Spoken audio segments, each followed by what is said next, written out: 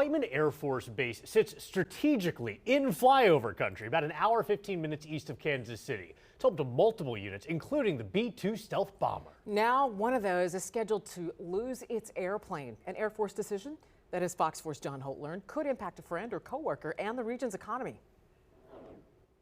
When people think of Whiteman Air Force Base, they think of They think of the B-2. Tonight, we invite you to think again. Yes, the B-2 is Whiteman's sexy long-range nuclear-capable stealth bomber. But Whiteman's A-10 Warthog has long been a life-saving best friend of ground troops in the heat of combat. Until now. The Air Force is phasing out the A-10 in 2027 at Whiteman. Here's something else you may not know.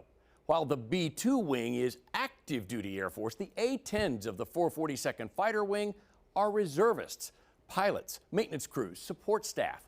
Nicknamed the KC Hogs, these part-time warriors are your neighbors and coworkers, now fighting for a new mission accomplished. Here's the A-10, the lovely, ugly, we love it, it's the A-10. So do warfighters on the ground. Since the mid-70s, this beast swooping down when troops under enemy fire needed help or a rescue. With 3,500 hours flying the Warthog, including 5 deployments, Lieutenant Colonel Mike Hilkert knows the A-10 and its history well. That was kind of something we learned, lesson learned from Vietnam, was not having a dedicated aircraft for close air support. you've saved countless lives on the ground. Definitely thousands for sure. Lives saved by part-timers. Call sign Vago, Lieutenant Colonel Hilkert's day job is flying you for American Airlines. As a reservist, he now trains other A-10 pilots. This Lee Summit husband and father is not alone. You've got a lot of guys that, on the pilot side that fly for airlines. The maintenance side works for your Black & Veatch, your Walton T-Trick Advertising. Senior Master Sergeant Zach Ledsworth is on that maintenance side, a flight chief. But first, chief husband and father blending in at a daughter's game. A lot of people are surprised, you get to talking to your kids, parents, friends of your kids, and they're like, wow, you're in the military. They never even would guess. Have you thought about the future for you and your family? I've thought about it, but I also know there's nothing that can replace this. I love the sports analogy. I always say that we're in a contract year. That thought isn't lost on the 442nd's leadership.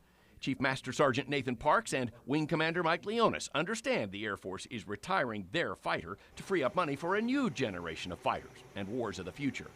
Now they're on a mission to convince the chain of command to bring another mission to the experienced pilots and maintainers of Whiteman. The fastest path to readiness would be another fighter to come in here. After that would be some other flying mission.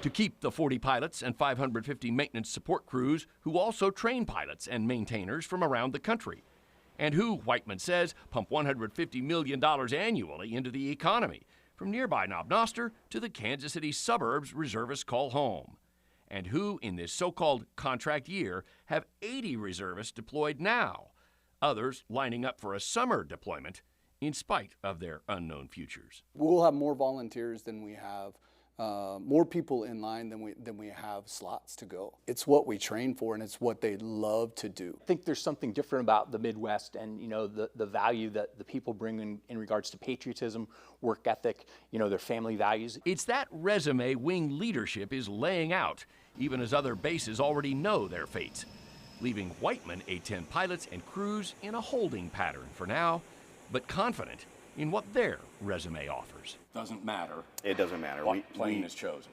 It doesn't matter what aircraft. I mean, we will succeed just based on experience. I think the bigger thing is not losing the experience that we have. You've got to keep us here. Whiteman did get some good news in September on its active duty side. The 509th Bomber Wing will be one of 3 homes to the next generation of stealth bombers, the B-21.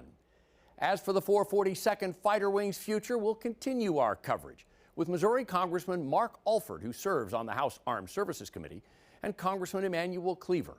They'll join me for this week's edition of For the People. Set your DVR for Sunday morning at 5 or stream it on demand, fox4kc.com.